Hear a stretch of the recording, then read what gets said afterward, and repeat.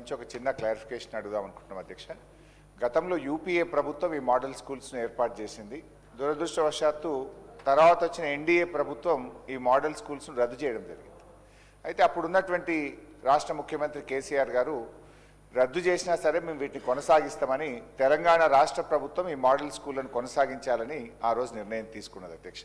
అయితే నా యొక్క సూటిగా జస్ట్ హాఫ్ మినిట్లో కంప్లీట్ చేస్తా అధ్యక్ష. 4 ప్రశ్నలు.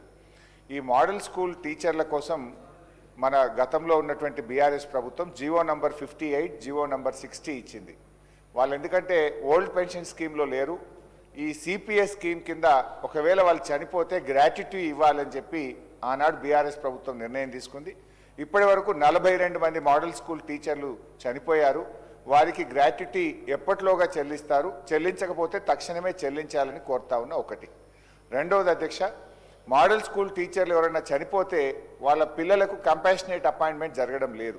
ఇతర ప్రభుత్వ ఉద్యోగుల తరహాలో మోడల్ స్కూల్ ఉద్యోగుల పిల్లలకు కంపాషనేట్ అపాయింట్మెంటు ఎప్పటిలోగా చేస్తారో చెప్పాలని కోరుతున్నా. నంబర్ 2.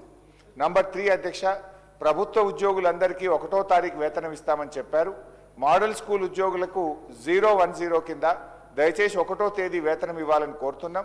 ఈ నెల ఇవాళ మనం ఈ రోజుకు కూడా 17వ తేదీ అధ్యక్ష, ఈ రోజుకు కూడా మోడల్ స్కూల్ టీచర్లకు వేతనం పడలేదు. దయచేసి 1వ తారీఖు అందరిలాగా ఇవ్వాలని కోరుతున్నా. లాస్ట్ అధ్యక్ష, మీకు సంబంధించింది అధ్యక్ష, ఈ అందరు ఉద్యోగులకు ఈహెచ్ఎస్ హెల్త్ కార్డులు ఇస్తామని చెప్పారు.